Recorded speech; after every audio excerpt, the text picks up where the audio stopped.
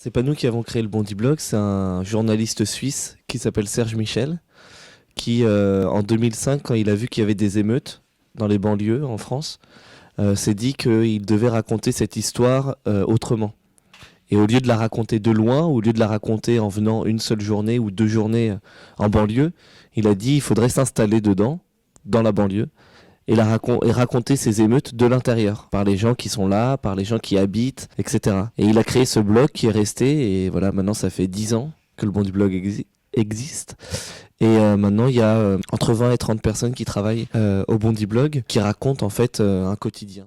Par exemple, quand j'étais au collège, et je pense que c'est ce qui m'a emmené dans l'écriture, c'était le rap. J'écoutais beaucoup de rap à cette période-là quand j'étais au collège. J'écoutais beaucoup Rof et Booba et ou Sefiu ou d'autres. Et ces rappeurs-là, ils avaient une plume, donc ils te racontaient quelque chose.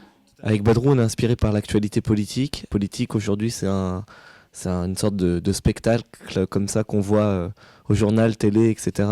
Et nous, on essaye de le raconter un peu autrement. On a commencé, on avait 15 ans, on était au lycée en seconde.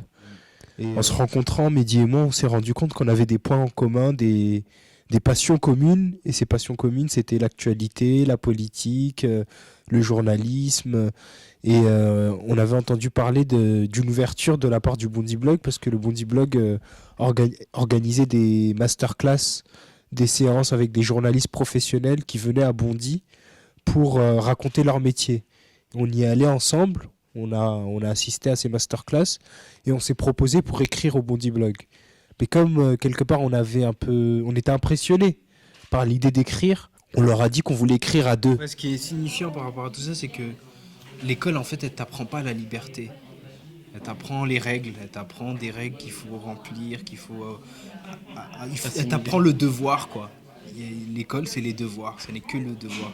Ça n'est pas ta liberté, ton expression,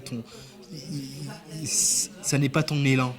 Et on se rend compte de ça en parlant de ça avec eux. Et Mon seul conseil, c'est d'écrire. Il n'y a pas de... Il faut pas se mettre de difficultés, de barrières, de frontières. L'écriture, c'est accessible à tout le monde.